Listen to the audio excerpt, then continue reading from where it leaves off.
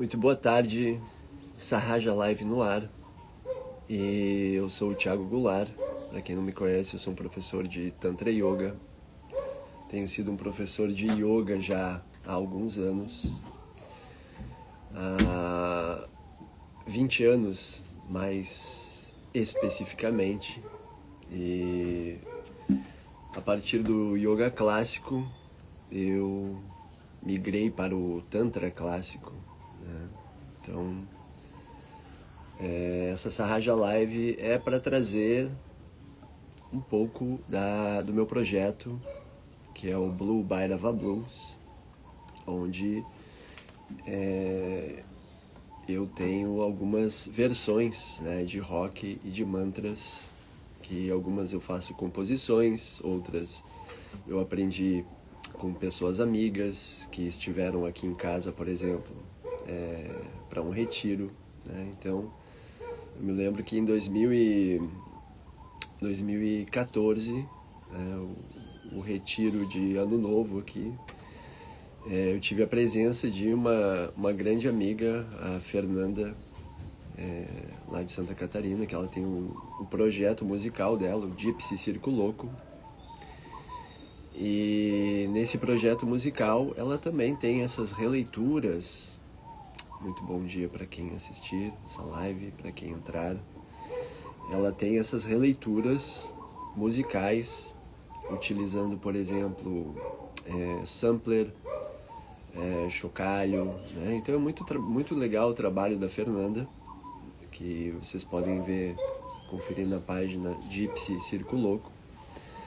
E dentro desse meu projeto pessoal, Blue Bhairava Blues, algumas canções eu aprendi, né, nesse retiro com ela e o companheiro dela na época. Então, também adicionando aí a composições próprias que eu fui criando, né? Então eu já fui guitarrista de uma banda de hardcore, mas não necessariamente hardcore, uma coisa mais elaborada, rock, metal, blues, né? Então a gente tinha esse projeto autoral, eu e mais 3 amigos em Porto Alegre, e guitarra, baixo, bateria e vocalista, e também com letras com temática social, né? Então esse meu amigo que era o vocalista, conheci ele na escola, no 2º grau, turno da noite, e lá nos anos 90, 1992, eu vou para a primeira aula do turno noturno, do 2º grau. Tinha apenas 5 ou 6 pessoas na aula, né? E uma delas sentou do meu lado, era o Léo, com um cabelão enorme, cabelo liso assim, e aquele estilo das bandas que estavam muito predominantes no momento, né? Que era o movimento grunge, né? Então foi incrível assim, esse encontro com o Léo, né? E também foi através dele que abriu outro caminho na minha vida, que é essa via espiritual, através do yoga, né? Então, o tema dessa live hoje que eu pensei em abrir aqui para vocês, né, é um tema que eu já quero falar há algum tempo e que eu provavelmente já escrevi textos sobre isso, que é o tema Tantra, Xamanismos e Rock and Roll, né? Então, quando a gente observa essas culturas, né, a gente vai ver que tem muitas similaridades, né? Então isso, até tô vendo galera que faz a formação entrando aí na live. Essa live eu vou procurar deixar salva. E tem a ver com esse módulo 1 também, que a gente está vendo ainda, né, na formação Tantra Shaiva Nondualda Cachemira, com esses ensinamentos da Via Yogini Kaula, né, que eu aprendi com meu mestre Daniel Odier, né? Então esse módulo 1 é sobre as raízes. O primeiro nome que eu coloquei, né, na turma de 2022 era Raízes Xamânicas do Tantra, né? Então ali eu procurei fazer um estudo em que também a gente vai observar que havia toda uma retroalimentação também, porque não a mesma origem em comum, né, entre Vedas e Tantra, e até mesmo geograficamente, né? Então eu sempre falo aqui, vocês vão ver na minha bio ali, Tantra da Caxemira, né? Então essa especificação, né, ela tem também esse caráter geográfico, né? Então a Caxemira era uma região com muita confluência de saberes, né? Então era ali como uma Suíça no Oriente Médio, né? Então a Suíça, geograficamente, ela está conectada a muitos países, apesar de ser uma região bastante pequena, né? Então você tem o povo suíço, ele tem uma riqueza cultural e uma abertura também para o mundo deslumbrante, né? Então a Caxemira, imaginem essa abertura que a gente vê ao longo de toda a história aí da Suíça, né? A gente vê que na antiguidade, na Idade Média, nós tínhamos uma região como a Caxemira, com essa abertura para o mundo, e também fazia parte, né, dessa rota da seda que partia da Ásia com produtos exóticos, a canela, a seda, né? Só que, como diz o meu professor, né, eu sempre procuro falar dele porque tudo que eu aprendi e eu transmito para quem estuda comigo, uma fase muito importante do meu aprendizado foi com o meu mestre Daniel Odier, né? Então, óbvio, eu tive vários professores, mas através do estudo que ele traz sobre a Caxemira, uma pesquisa já que eu já fazia antigamente, né, sobre essas raízes tântricas do yoga mesmo, né, porque a primeira escola que eu adentrei nesse universo da Ásia foi o yoga, né? Então, essas raízes xamânicas, quando a gente vai observar, bem-vinda Vilma, bom dia. Essas raízes xamânicas, a gente pode fazer um paralelo com toda essa cultura atual que nós temos ao redor do comportamento, né? Então, a questão comportamental é a coisa mais fundamental de nós observarmos, e à medida que a gente entende até a origem dessas práticas, né, as práticas tântricas, as práticas que elas não podem se afunilar nesse estigma que a palavra tantra carrega, né, mas sim observar que as práticas tântricas são também a base das práticas meditativas que nós conhecemos, que são provenientes do Sudeste Asiático, né? Então você vai ter ali essa criação moderna do mindfulness pelo Thich Nhat Hanh, né? Então esse monge budista do Vietnã, ele foi também um libertário, né? Então ele tinha uma visão social muito forte, porque o país dele também sofria com esse temor, né, de uma invasão do Ocidente, né? Então todas essas atribulações, né, elas depassam, né, a instrumentalização limitada da prática. Então, quando a gente vê o mindfulness, como ele está sendo muitas vezes aplicado, ele se torna uma instrumentalização dessas práticas meditativas antigas voltadas à performance e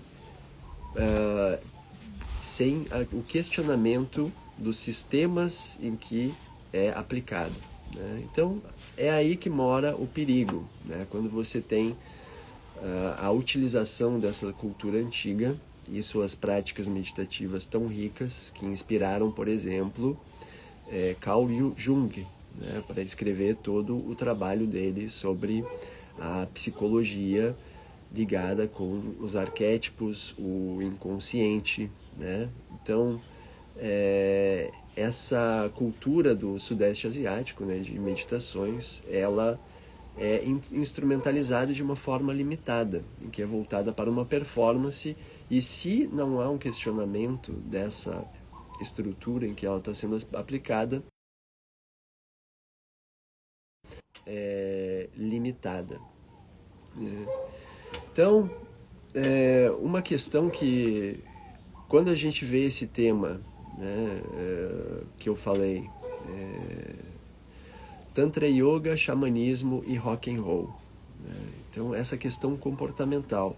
Depois, né, com esses estudos que eu tive com o Daniel Odier, ficou mais claro que o termo xamanismo, ele é perigoso de ser utilizado, né? Porque pode ter, assim, uma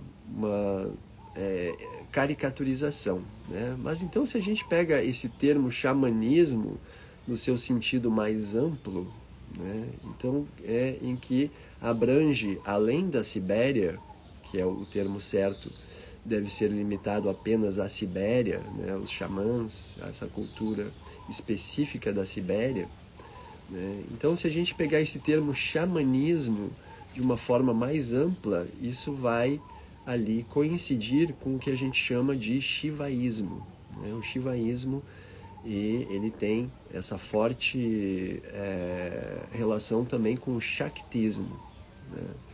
Que é o culto do feminino, né? Então, o shaktismo é, digamos que, a cultura mais antiga que nós temos da humanidade, assim, que a gente pode ver resquícios e traços, né, arqueológicos, com estatuetas da Vênus, né, a Vênus de várias partes do planeta, muitas ali na Europa, né?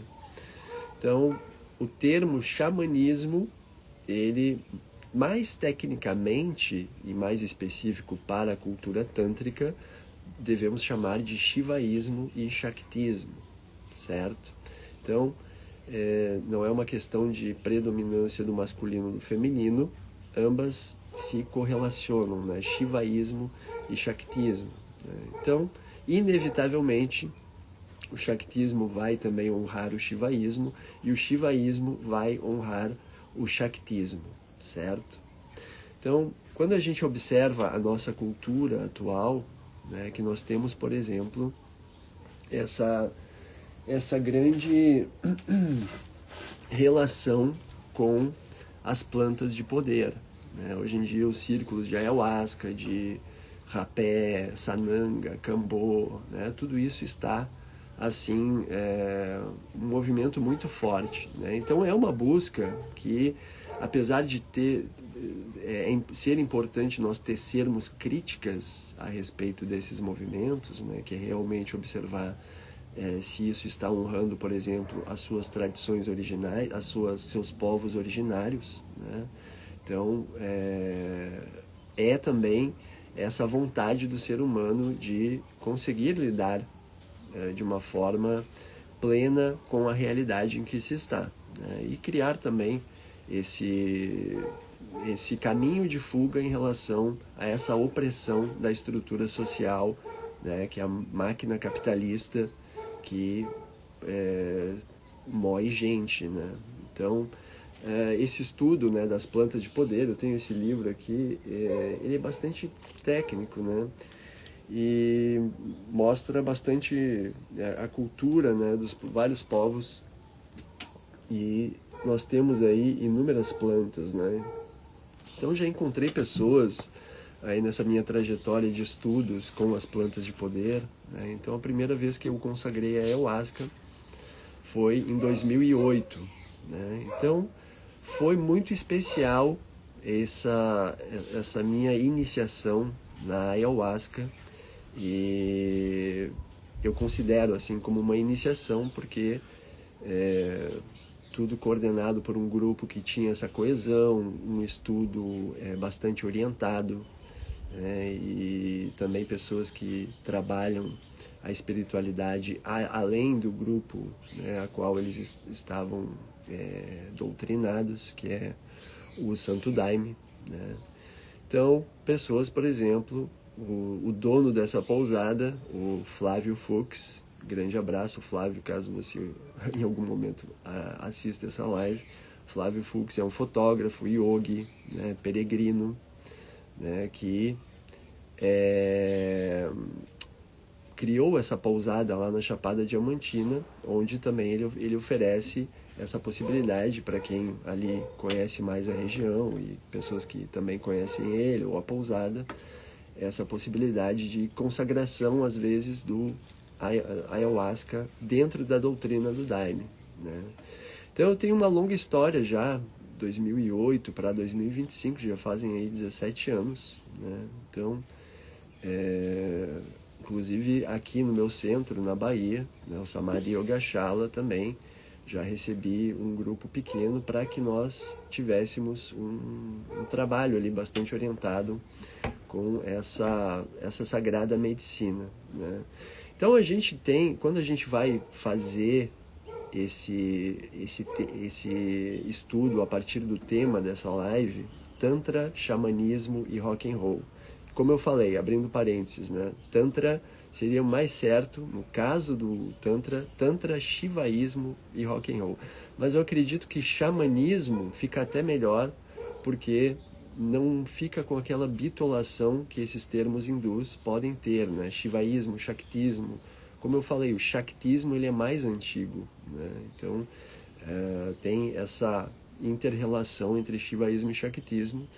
Mas quando a gente vai ver o fator comportamental, né? Eu tenho 48 anos de idade, né? Então eu tive uma adolescência bastante intensa, no sentido de ter uma banda, ter amigos, trabalhar desde cedo, estudar à noite, né? Como eu falei, conciliando 2 trabalhos, que foi ironia do destino, mas foi uma época muito rica para mim também, né? Então, nessas épocas, né, que você tá ali, começa a adolescência, a primeira vez que eu fumei um beck na minha vida, né, com 13 anos, eu não me lembro, se era 14, não me lembro.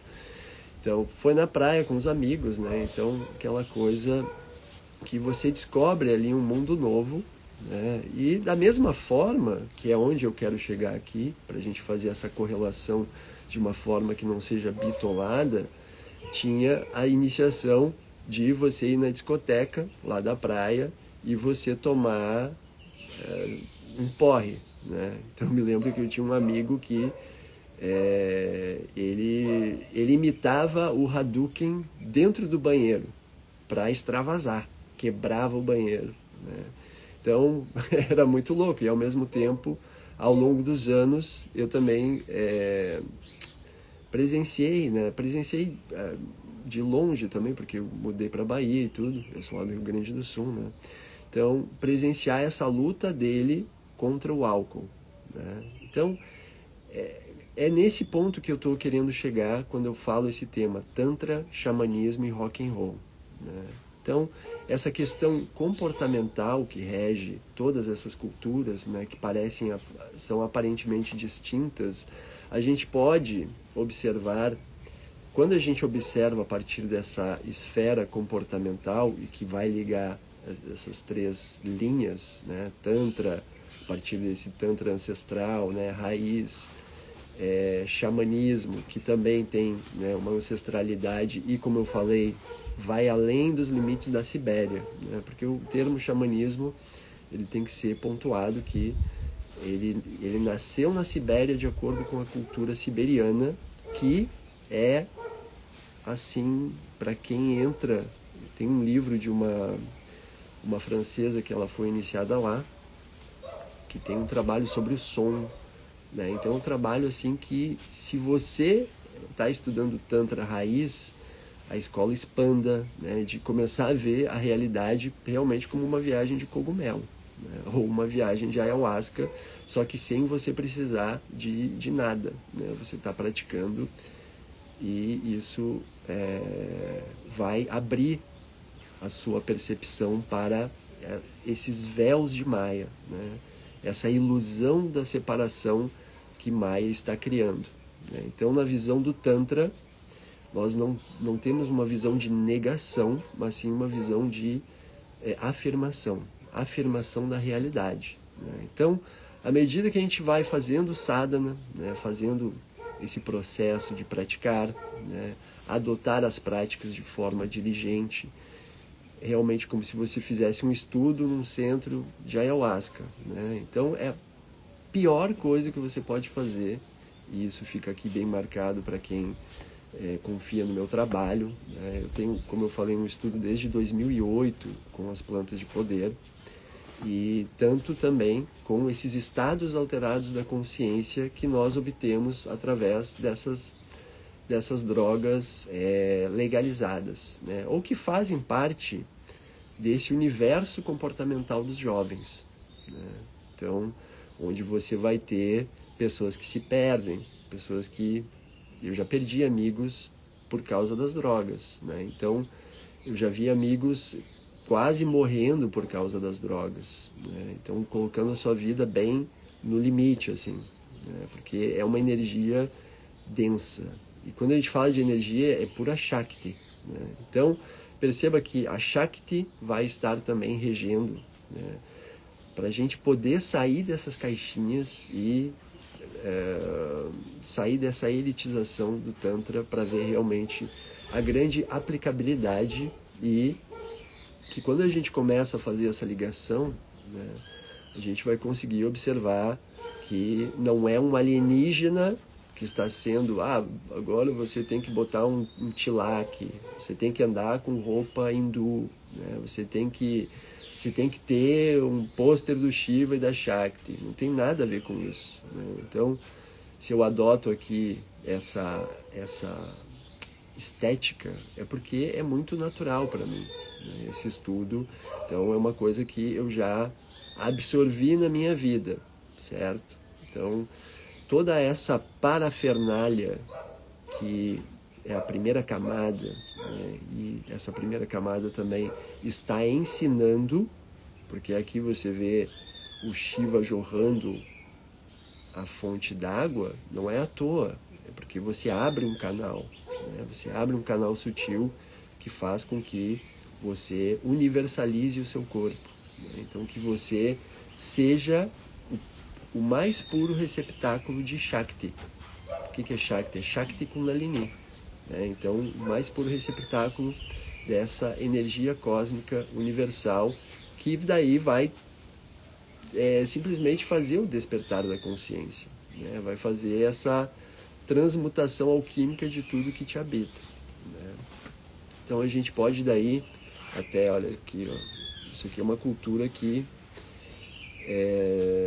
eu adotei, né, desde que eu morava no sul, né? Então, o meu padrasto, né, ele tinha esse hábito de tomar o chimarrão, né? Então ali eu comecei a aprender a fazer o meu chimarrão, né? Isso aqui é dos Guaranis, né? Então, a primeira impressão também, uma das impressões, né, que os europeus tiveram é de observar os Guaranis consumindo mate, e observavam que eles tinham uma grande energia, né, uma grande disposição para fazer as coisas, né? Então, o meu primeiro contato foi aí, na pré-adolescência, eu acho, né? E depois, mais adulto, foi algo que eu continuei a cultivar, né? E sentia toda aquela transformação energética que também eu tinha que saber modular essa energia, né? De você estar passeando ali, fazendo minha caminhada matinal na beira do Rio Guaíba, porque 20 e poucos anos, adepto de esportes, andava de skate, jogava basquete, né? Tinha uma banda e tudo. Então o chimarrão me deixava assim com uma energia que parecia que eu ia decolar assim ali naquela orla, né? Caminhando. Então, ainda associado a essa sutilização que acontece com as práticas do Hatha Yoga, né? Então você tem uma experiência que pode ser extremamente surpreendente mesmo, né? De você sentir essa alquimia realmente dos seus elementos, né? Que depois, quando a gente aprofunda no Tantra, no Yoga, no Ayurveda, né? Que também, salve Firak, grande abraço, bem-vindo. quando a gente vê, né, Ayurveda, estava nos Vedas. Né? O Ayurveda, a gente tem os primeiros registros num dos 4 Vedas, certo? E o Ayurveda utiliza como base também os 25 tattvas do Sankhya. Né? E o Sankhya forma a base do Yoga e do Tantra. Né? Então a gente vê que quando a gente olha mais de perto, sai dessa questão de porque os Vedas, o Tantra não veio dos Vedas, né? Essa disputa, isso a gente vai cair por terra toda essa visão limitada, né? Que é muito fácil para nós. A gente tem que, se você quiser, escutem bem isso que eu estou falando, se você quiser ter uma transformação que seja realmente profunda e sincera, a palavra sincera aqui eu acho que é muito importante, você tem que se abrir para o questionar-se. Ou seja, você tem que se questionar. E dentro das suas crenças, pode ser que a sua crença seja bastante limitada e ela esteja fazendo você também sofrer. Né? Então, esses tipos de crenças é o que a gente vai se deparar no nosso caminho e que vão também trazer essas questões existenciais, e essas questões existenciais elas podem ser bastante fulminantes, né? Podem ser bastante fulminantes no sentido de você, tipo, uma vez eu, tipo, senti ciúmes da minha namorada, eu meti o pé no acelerador do meu carro. Então, ali eu percebi, como assim, né? Eu fiz um ato intencional, não botei ninguém em risco, mas aquela raiva ali do momento, sei lá qual emoção que eu senti no momento, fez com que eu tivesse um ato que potencialmente poderia ter causado algo prejudicial, né? Então é muito importante quando a gente tem essa sinceridade de não achar que nós somos lírios do campo. Lírios do campo não. Não sei o que dourado, né? Alecrim dourado, sei lá o nome da planta. Enfim, né? Então se você não está nessa disposição de abertura, do questionar-se, que é o que Nisargadatta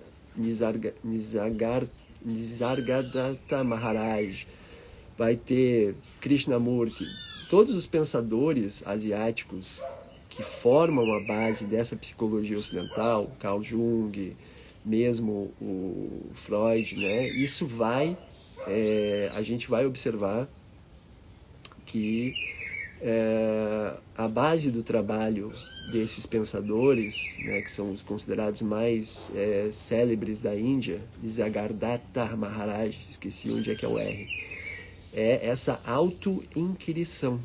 Né? Você tem que ter esse olhar de abrir o olho sobre si, né? Que é isso que é prakasha, né? Isso que forma essa união alquímica entre Shiva e Shakti, prakasha e vimarsha.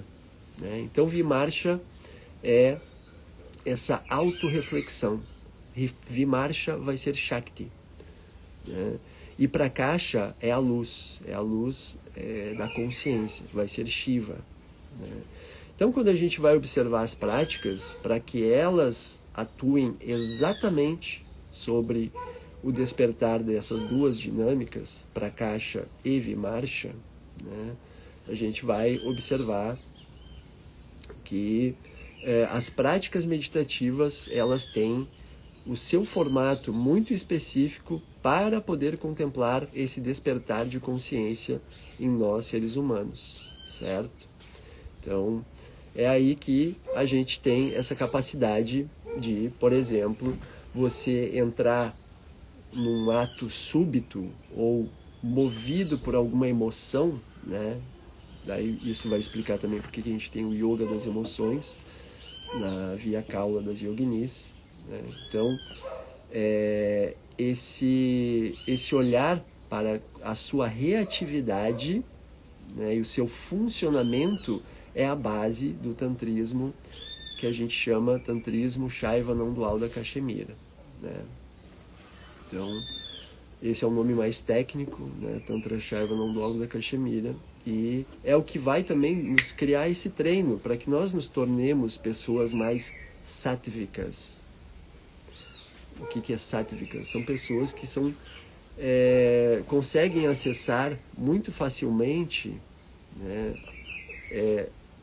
Tornaram a sua vida, a sua consciência tão alquímica que estão num estado meditativo e num estado de fluxo onde conseguem entrar nesse estado de graça, né? Que você vai receber realmente uma graça divina em função dessa sua capacidade de ter uma certa imperturbabilidade, né? Então, você vê as coisas acontecendo, Sakshi, né? Você é testemunha ali silente, mas você não está mais na reatividade e, portanto, você não está mais nutrindo funcionamentos seus que podem estar sendo movidos pelos demônios do ego, né?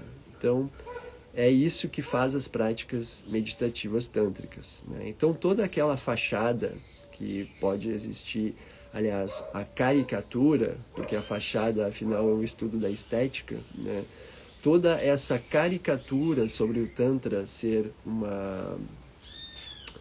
práticas sexuais cai por terra, né? Porque a gente vai observar que essas práticas sexuais, elas começam em si, né? Então, qual é a sua sexualidade no sentido da palavra secção, né? Então, secção, né? Sexo vem de secção, sexualidade também vem dessa secção, ou seja, o que separa a mim de todos os outros indivíduos, de todas as outras coisas, né? Então, é esse estudo, né? Então, essa sexualidade não é a questão caricata, tipo, técnica para tocar o lingam, técnica para tocar a yoni, né? Então, além dessas técnicas, você estar nessa sua relação com a totalidade, que isso é o que vai definir como a gente vê a sexualidade cachemiriana, né? Então, além dessas caricaturas de Tantra, né? Então, quando a gente observa, quando a gente começa a abordar e entender o Tantra dessa forma, além dessa caricatura, né, da sexualização, que é necessária, mas ela tem também a sua liturgia, certo? Ela tem a sua liturgia muito específica. Então, a gente vai observar que essa liturgia está presente também numa dinâmica de práticas em grupo, por exemplo.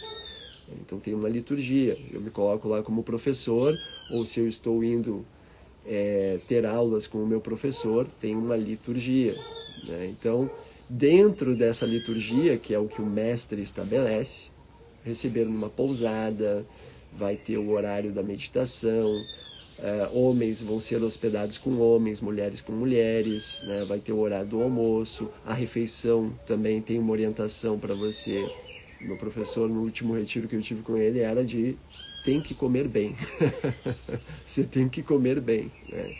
Então, todas essas práticas que possam, né, vamos forçar o corpo a fazer um jejum, né? Tudo isso é absurdo, né? Então, a gente tem que pensar que você não quer trazer a pessoa para uma experiência que seja que fortaleça qualquer coisa traumática, mas sim trazer essa experiência dentro dessa liturgia que vai ser ali estruturada pelas próprias práticas meditativas, né? Então, você senta para fazer um tândava, simplesmente a voz de quem está guiando já tem começa aí uma modulação e uma alquimia da sua consciência. Então, todas as palavras que são ditas, essa capacidade de percepção de quem está nesse papel de maestro, de observar, sentir o grupo e ter as falas bastante cirúrgicas, por vezes, para que todas as pessoas se elevem num patamar de consciência elevado, né? Então, para chegar nesse patamar de consciência elevado, inevitavelmente o que vão ser vistos também são os demônios, né? Então, por isso, todo esse estudo, né, que vem dentro da Via Kaula, isso é a raiz, o Krama, né? Então, o Krama também, a raiz do Krama é a Kalikula Sampradaya, né? Então, dentro desse estudo do Krama, que compõe a Via Kaula, então a gente vai ter, né? Eu estou sempre vindo falar aqui sobre esses demônios do ego, né? Então, as práticas meditativas ali, você vai fazer um Tandava, você, sei lá, você vai estar numa comparação com as outras pessoas, vai ter a massagem cachemiriana, você vai ter que lidar com essa questão do amor e do prazer e do como você se relaciona com essa completude que nós temos através dos relacionamentos amorosos, né? Então, pode ser que você vá num retiro e você esteja no seu momento que você adoraria encontrar alguém. Você gostaria muito. Você pode romantizar tudo que você quiser, porque é exatamente isso que nós buscamos também como completude através dos relacionamentos, né? Então, no momento em que você também, essa auto-inquirição, ela vai acontecendo, né, através da condução de uma aula, né? Então você vai conseguir observar tudo isso que te habita, né? Então, por exemplo, o demônio da falta. Então, eu me lembro que aqui num dos retiros, teve um dos participantes que, quando eu evoquei essa prática do demônio da falta, que é o primeiro que nós trabalhamos, né? Assim, se for uma prática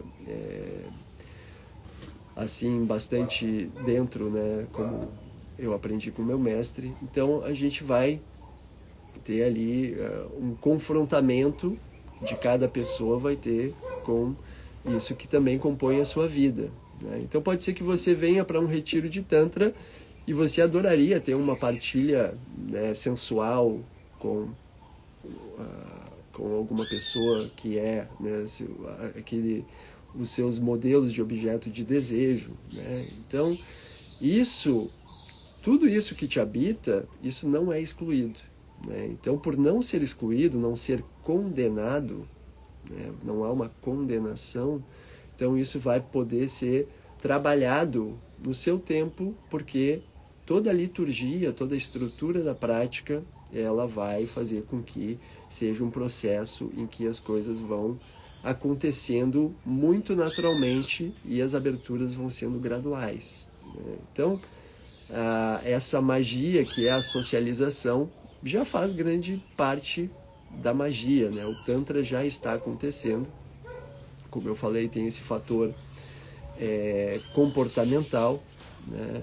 Então, por que daí o tema Tantra, Xamanismo e Rock and Roll, né?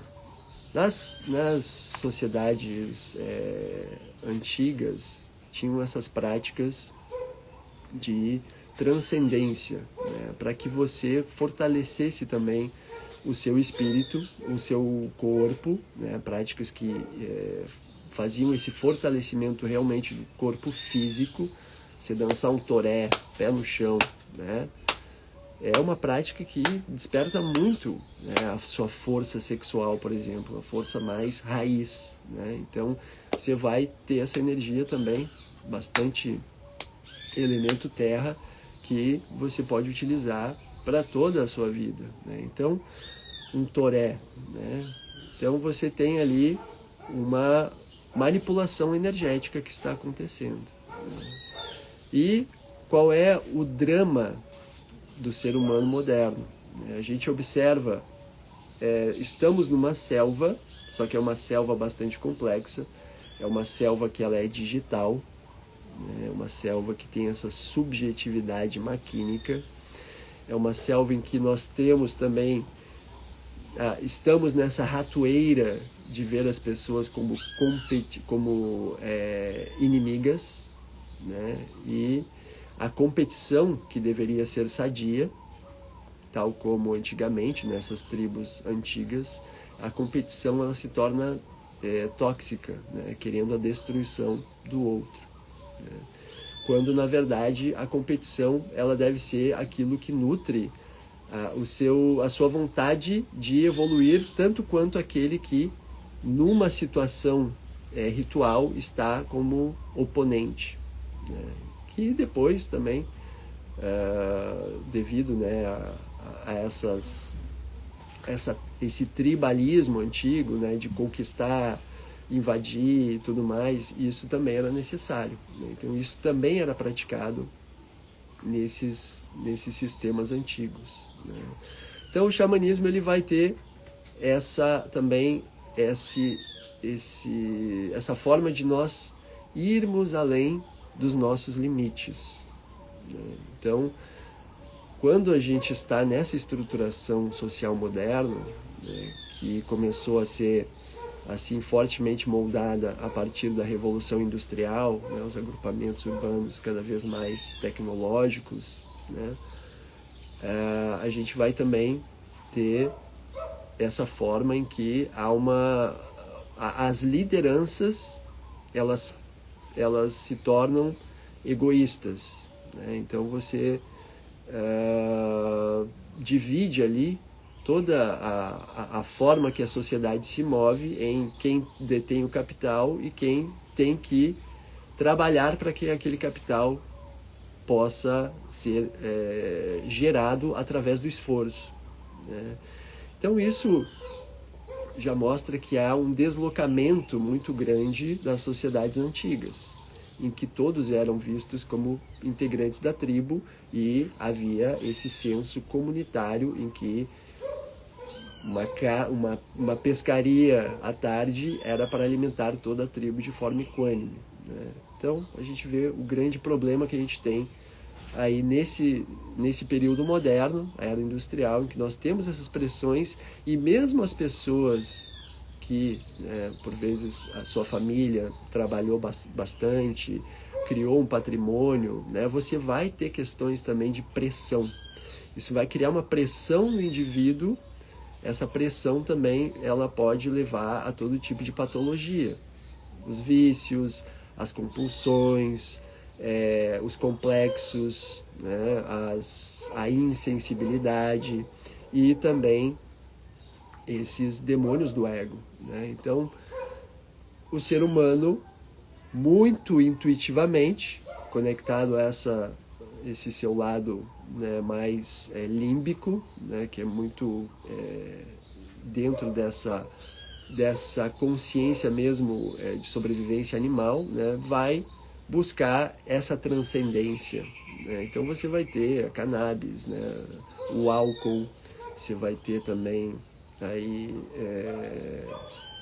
toda a farmacopeia moderna, né, as alopatias, que vão também procurar sanar aqueles problemas que começaram a surgir por causa desses problemas que foram surgindo com essa consolidação da sociedade de acordo com a era industrial e o capitalismo, né? Então ali a gente tem também os movimentos, né, que você daí, em tal época você tinha que ter um emprego, né, você tinha que ter aquela vida bastante quadrada de acordo também com os valores vitorianos, né, que a gente tem que reconhecer o quanto a Inglaterra, a Europa, os portugueses também, os espanhóis, os holandeses, né? Então eles foram navegadores e eles levaram para o mundo a sua cultura, né? Então teve os lados, o positivo e o negativo, né? Então se eu hoje utilizo aqui uma camiseta de regata assim, é todo algo comportamental, né, dessas sociedades, né? Então, trouxeram também para esses povos ancestrais, como aqui no Brasil os indígenas, essa cultura em relação ao comportamento, como é que os meus valores comportamentais, religiosos, culturais, e que vão inevitavelmente abranger a forma com que você se relaciona consigo, com o seu corpo e com a sociedade, né?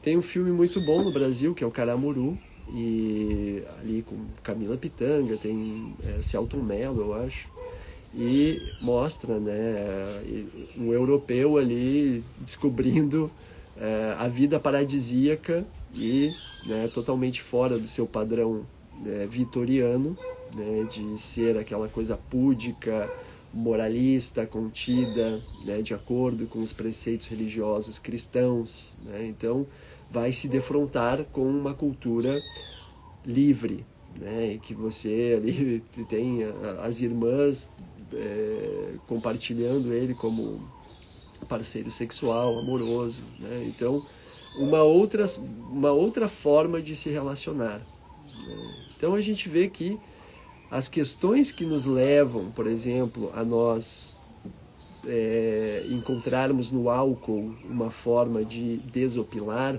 de aliviar a pressão, de você conseguir ir além dos seus limites, conseguir ser uma pessoa mais alegre, uma pessoa mais solta, espontânea, assim como todas as outras drogas, né? Você vai ter a cocaína também, que deixa a pessoa super sentimental, e você fala do coração para as pessoas, né? Então, cada droga vai ter as suas especificidades, né? E isso também é porque nós queremos sair dessa caixinha na qual nós estamos, e nós queremos essa transcendência, né? Então o que acontece? Como nós não temos uma cultura que explique esses pormenores, a gente tem uma base cultural que ela é condenativa. Ou você se adequa a esse quadrado, ou você vai ter que desenvolver problemas, porque você vai ser visto como a ovelha negra, né? A pessoa que é alternativa. Então a gente teve hoje em dia, nesses últimos anos, nós tivemos uma grande abertura cultural que faz com que, né, as pessoas se assumam na sua sexualidade diversificada, né, além do padrão monogâmico e cisgênero, né? Então, tudo isso foi, né, digamos que, observado. Todas essas possíveis armadilhas que nós podemos ter, né, nessa forma de lidar com a realidade, essas culturas antigas, como o xamanismo, o tantra, catalogaram, né, desenvolveram suas práticas, e que elas estão hoje aí, no caso do tantra, não para virar uma caricatura, né? Então, por exemplo, eu fiz uma publicação sobre o Yab-Yum, que é uma prática antiga e que está, inclusive, né, nos textos tântricos, né? Então, a introdução do Vijnana Bhairava Tantra, né, que é da escola Trika, da Cachemira. O Vijnana Bhairava Tantra, ele é uma porção do Rudrayamala Tantra.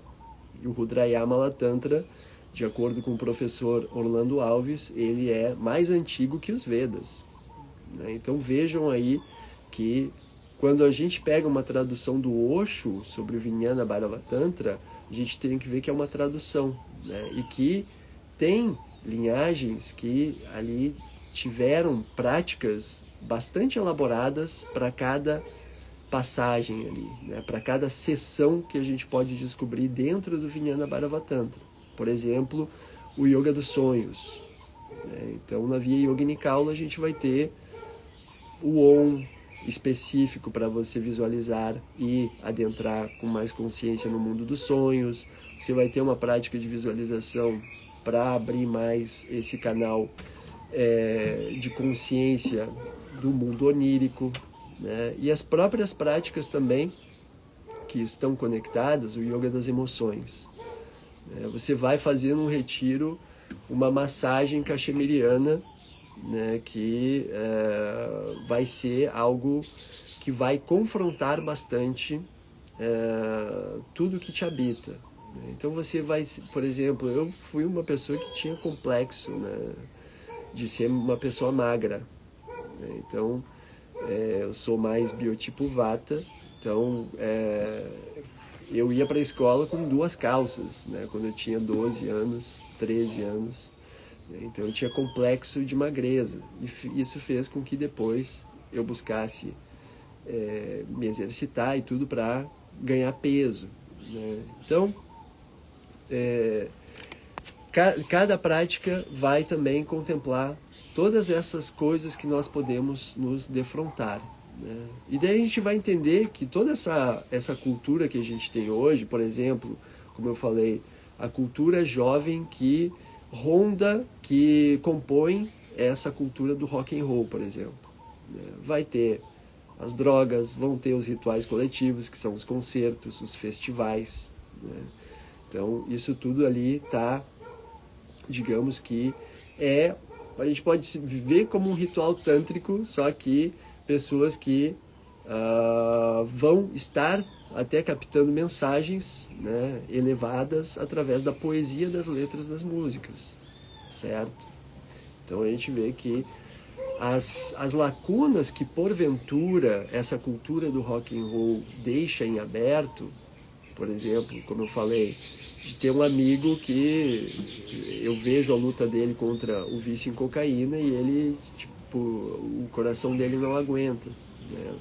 Então, é algo assim que você vê que e se eu tivesse, né, aquele dia que ele passou por mim e eu vi ele correndo, eu tivesse dito, cara, posso correr contigo? Né? Então eu perdi um amigo assim. Ele não era um amigo tão próximo, mas ele era irmão de uma pessoa muito querida. E no bairro em que eu morava, Menino Deus, ele um dia caminhando por lá, ele via esse amigo correndo, né? Eu sabia já dos problemas dele com a cocaína, né? E eu estava indo para minha sessão de esporte, né? Eu estava indo para o Parque Marinha para andar de skate, muito provavelmente, eu não me lembro exatamente. Mas ali ele, inclusive, me convidou para correr junto com ele, né? E eu poderia ter ido e talvez, se eu tivesse conseguido ali trazer alguma coisa que elucidasse o coração dele, que pudesse ajudar ele, né? Na época eu não era professor de yoga, né? Então, sabe aquela sensação que você tem? E se eu tivesse esse conhecimento que eu tenho hoje quando eu tinha lá meus 18 anos, né? Então esse é um sentimento que eu tenho em relação a esse momento, assim, né? Depois ter essa tristeza da perda dele e pensar que talvez poderia ter sido diferente, né? Então, quando a gente observa essas práticas meditativas do Tantra, do Yoga, como uma tecnologia que vai amparar a nossa experiência na matéria, que vai amparar a experiência do espírito na matéria, a gente vai compreender melhor as práticas tântricas meditativas, né? Além da caricatura, por exemplo, como eu coloquei ali o Yabiyun, né? Um casal, um sentado sobre o outro, que obviamente tem a sua liturgia para ser praticado, né? Não é uma prática que, tá bom, senta aí, né? Então tem um krama, né? O krama, que é o nome dessa tradição que eu falei, que vai estudar tanto as 12 kalis quanto também os demônios do ego, né? A escola krama também, o termo krama também significa isso, metodologia. Então não é uma coisa tipo inventada da cabeça de um cara que agora resolveu conquistar garotas dizendo que ensina Tantra, né? Então é um ensinamento que eu recebi de pessoas qualificadas para trazer esse trabalho sobre Shakti Kundalini de uma forma muito específica. O que é Shakti Kundalini? Se você está cheirando uma carreira de cocaína, tem a Shakti, a energia específica daquele elemento que foi ali refinado, né? Que foi processado modernamente com solvente, né? Da mesma forma, se você vai nos Andes, né, você vai ter as folhas de coca, elas vão ter a Shakti totalmente diferente. Elas vão ter uma Shakti que está ligada à tradição desses povos originários, né? É uma conexão espiritual, né? Então, a gente vê que todas as escolhas que a gente vai fazer, por exemplo, tomar um chimarrão. Isso a gente está fazendo a manipulação de Shakti Kundalini.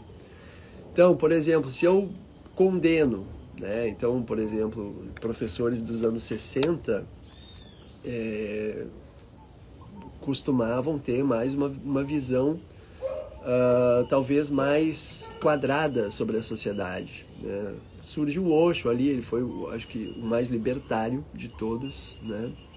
Mas, por exemplo, no Brasil, o professor Hermógenes, a quem também eu devo muito pelas práticas, né, ensinadas por ele nos livros, que me ajudaram enormemente em vários momentos da minha vida, aquelas sessões terapêuticas de yoga para nervosos e tudo mais, a gente vai ver que tinham esse olhar também um pouco quadrado sobre a realidade. O professor Hermógenes condenava a música, digamos, com uma pegada mais tribal, rock and roll, né? Eu não sei como é que ele falava especificamente, faz tempo que eu não li, que eu li o livro dele, né? Então, quando a gente vê, por exemplo, aqui quando eu cheguei na Bahia, para quem gosta de música, essa coisa mais rock and roll, blues, né? Essa coisa tem assim aquela competição, né, de olhar para o funk, para a música baiana, o axé, o samba, vai olhar com olhos de preconceito, a depender da tribo que você está, né? Tem aquela publicação com um meme, não sei o que, sertanejo é sertanojo, né? Mas quando você consegue observar esse fator cultural, que a música ela faz parte de uma cultura e, portanto, ela está ditando comportamentos, você vai conseguir ter essa abertura que eu falei lá no início da live, que é esse espírito cachemiriano.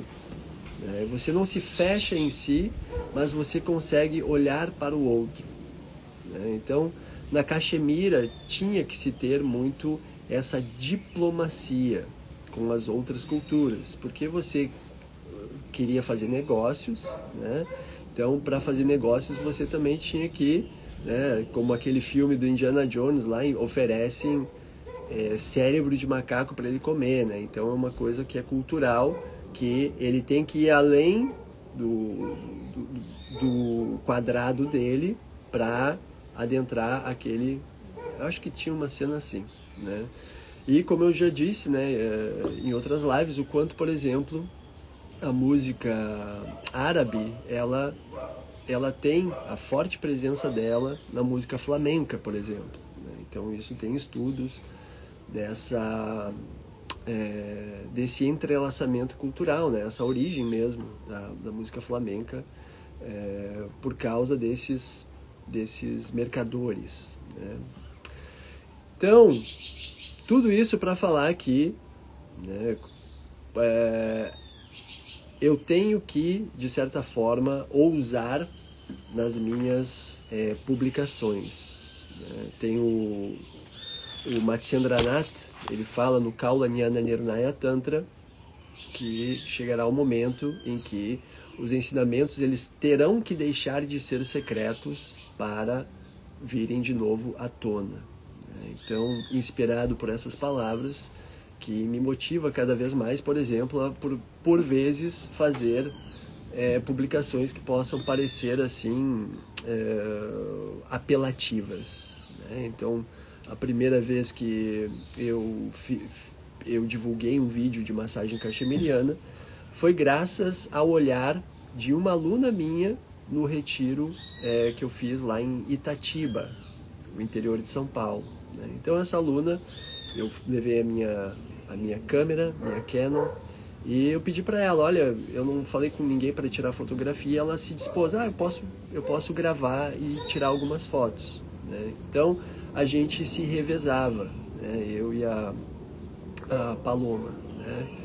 Então a Paloma ela fez alguns vídeos, algumas tomadas com aquele olhar feminino sobre a massagem cachemiriana. Então procurando também ter esse preservar a modelo, né, essa questão, e também que não seja uma coisa tão explícita, mas ali foi limítrofe, né? Então eu recebi críticas por divulgar esse vídeo, mas ao mesmo tempo são práticas que elas têm que vir à tona para que as pessoas saibam como funciona as dinâmicas dessas práticas, né? Então eu falei ali sobre que nós temos uma liturgia, né, um krama, uma metodologia para que essas práticas aconteçam, né? Então há uma modulação que é feita no coletivo. Perdão. Então, eu estou ali conduzindo uma prática como um maestro, conduzindo as pessoas através de um Tandava, por exemplo, né? Todas as pessoas no seu quadrado, como eu falo, na sua órbita, né? Se a gente considerar cada pessoa como um planeta, a gente tem que pensar que a gente vai, né, orbitar com outros planetas de uma forma harmoniosa, para formar uma constelação. Então, essa prática do Tandava, que é a transmissão do meu professor, Daniel Odier, que ele chama, assim, muito poeticamente, na visão dele, que ele é escritor, poeta, né, de baile tântrico, né? Então, é uma vivência que eu nomeei assim também, baile tântrico, e essa visão poética, né, esse canal de abertura poética, né, de expressão, de conexão também com a sabedoria do cosmos, é dito, né, no Kaulanyana Nirnaya Tantra, que é o texto onde nós temos as visualizações de Matsyendranath, vai falar sobre o quanto um dos siddhis, né, um dos poderes que é desperto no ser humano é essa capacidade lírica, essa capacidade da expressão lírica, né? Por exemplo, a inspiração poética, né? Que você tem essa inspiração poética de, por exemplo, né, tem um dos mais belos textos aí que nós temos dessa expressão poética dentro do tantrismo da Cachemira, é graças a Lala, né? Então a gente vai ter, na era medieval da Cachemira, esses poemas escritos por Lala, chamam ela também de Laudev, né? Então Laudev, ela era de uma família, acho que ela foi adotada por uma família de brahmanes, e ela tinha recebido iniciações, né? E daí também, ao mesmo tempo, por ela ser mulher, ela tinha toda a questão de sofrer pelo fato de ter que se submeter à estrutura patriarcal, né? Então Lala, em seus poemas, ela traz essa visceralidade da vivência tântrica dela, né? Então, por exemplo, o fato de darem para ela apenas alguns grãos de arroz para se alimentar durante o dia, né? Então ela sofreu esse tipo de coisa, né? E o que é mais o que pode ser mais conectado, esse tipo de sofrimento que Lala sofreu, do que o povo negro que criou o blues, né, no delta do Mississippi, né, que vem dessa raiz africana, das suas raízes de onde foi tirado, né, os africanos foram tirados de lá para virarem escravos, e no delta do Mississippi ali encontram essa expressão através do blues, né? E blues realmente significa tristeza, né? Essa melancolia, né? Então a gente vai ver essa expressão sentimental, né, estética mesmo, nos poemas de Lala, né? Então percebam como a gente vai podendo fazer conexões entre essa cultura que deu origem ao que a gente hoje conhece como rock and roll, que é o blues, né, e essa veia filosófica de cosmovisão também, que está também expressa através da poesia de Lala. Então você vai ter, né, a gente vai ter inúmeros artistas aí modernos que cumprem esse papel belamente, né? Então, o simples fato de nós nos conectarmos a expressões artísticas que são mais depuradas, a gente pode cultivar esse estado de espírito sáttvico, né? Ou seja, nós estarmos conscientemente modulando nosso ser, não a estados densos, né, depressivos até, ou passionais, de forma que fira as pessoas, né? Mas que são os gunas tamas, né? Que é o peso, a lerdeza, a inércia, rajas, que é a passionalidade, né? Associado à cor vermelha, tamas, a cor negra, e sattva, que é essa depuração, em que nós encontramos aí um equilíbrio, né? Então a gente está fazendo isso através das práticas meditativas, né? Então uma prática, por exemplo, como a massagem cachemiriana, ela não vai ter essa intenção de levar para você para um estado que vai lidar com esses elementos, né? Também tamas e rajas, mas a ideia é que você encontre essa iluminação, sattva, né? Pois bem, eu vou ficando por aqui. Foram essas algumas das reflexões para trazer para vocês sobre também as práticas que irão acontecer lá no Retiro Tântrico em Florianópolis. Vai acontecer nos dias 19 a 21 de setembro. Para quem quiser mais informações, me envie uma DM ou tem o link na bio também, né? Ali você pode entrar em contato, que se você tiver quaisquer dúvidas, eu respondo as suas dúvidas, né? E nós vamos também trabalhar lá no Retiro essa união da música, a música também antiga, né? E a moderna, os rocks e os mantras, no que a gente chama de Tantri Kirtan. Kirtan é um concerto musical indiano e Tantri de Tântrica, né? Tantri Kirtan.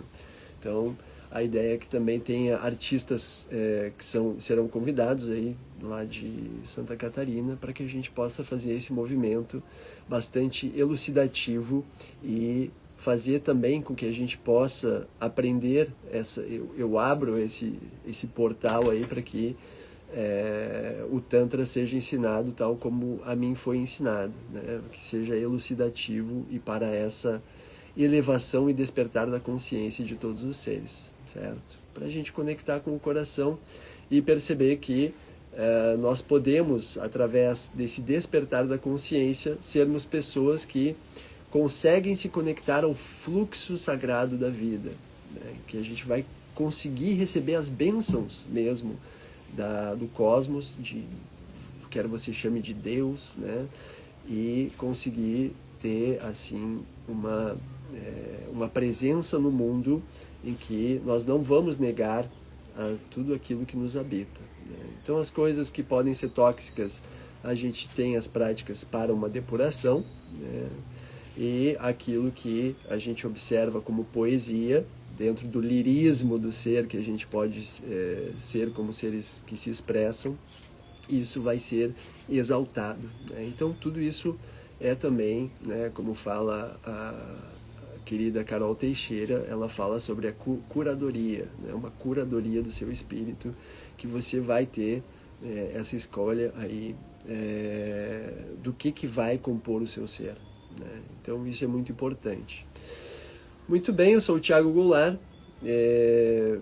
A ideia antes era fazer também uma breve apresentação aqui do meu projeto Blue Bhairava Blues, mas veio à tona esse tema, que é essa relação que nós podemos fazer entre essas vias comportamentais, tantra, xamanismo e rock and roll, né? Unindo o antigo, o tribal, né? O tantra e o xamanismo, para a gente também observar que o tantra ele não é essa caricaturização de práticas para melhorar a performance sexual, mas inevitavelmente melhora. E o xamanismo, né, essa transcendência do ser para o fortalecimento do ser também como ser ali coletivo. E o rock and roll, que hoje também tem as mesmas intenções, criar essa comunidade, né, o que é uma celebração num estádio com várias bandas tocando, né? Só que a gente vai ter aí essa possibilidade de observar que o Tantra, por ele não ser uma coisa caricata, né, as técnicas sexuais, né, então a gente vai poder assim entender melhor a presença do Tantra, né, entender melhor essa capacidade que o Tantra tem de nos ajudar aqui no nosso rolê bastante atual, né, com todos os desafios que a gente tem na atualidade, sem nada excluir e sem qualquer caricatura, dogma ou crença limitante de você tem que vestir uma roupa específica, você tem que, né? Então ficam aqui essas reflexões, complementando também um extrato aí de um vídeo que eu compartilhei sobre o que acontece em um retiro de Tantra da Caxemira, né? Então fica esse complemento aqui também para abrir um pouquinho mais sobre esse propósito mais elevado e essa capacidade que as práticas tântricas meditativas têm a nos oferecer, certo? Eu sou o Thiago Goulart, grato pela sua audiência aqui. Fico muito feliz se você deixa a sua curtidinha, o seu comentário, compartilhe se você sente que alguém pode se beneficiar desse conhecimento. E eu tenho meus cursos ali no link da bio, se você quiser se aprofundar mais no Tantra comigo, fica aí o convite de conhecer o meu trabalho pelo link na bio, certo? Ótimo final de semana, ótimo sábado e até breve.